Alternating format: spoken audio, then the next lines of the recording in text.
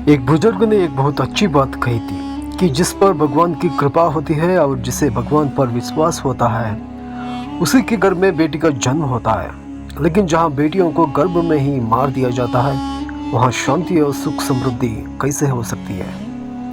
एक बेटी के जन्म के साथ उसके पिता को एक और माँ भी मिलता है।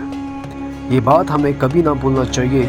एक छोटी सी कहानी के माध्यम से मैं ये बताना चाहता हूँ कि कैसे एक बेटी माँ बन जाती है। वो गर्भवती थी। अपने गर्भ में पल रहे बच्चे को महसूस करते हुए उसने अपने पति से पूछा, सुनिए, आप क्या चाहता है, बेटा या बेटी? पति हल्की मुस्कान के साथ बोला, अगर हमें बेटा हुआ तो मैं उसे पढ़ाई लिखाई सिखा दूंगा, खेल सिखा दूंगा, अपने कुल का काम सिखा दूंगा और उसे बड़ा इंसान बनाऊंगा। पत्नी ने फिर पूछा, और अगर बेटी हुई तो?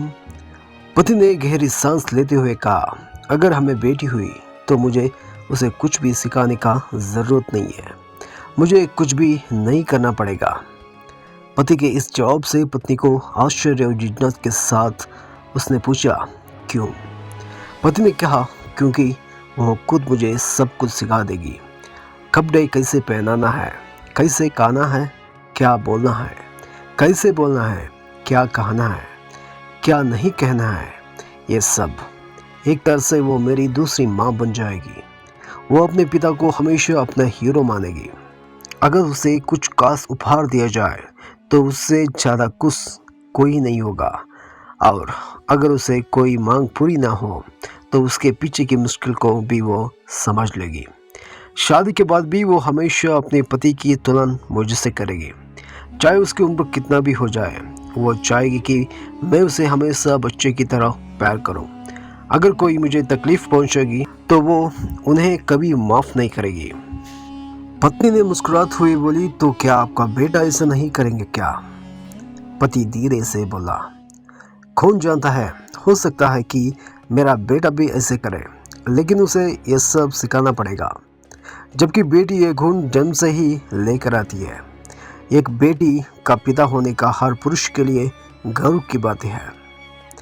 पत्नी की आंख नाम हो गई।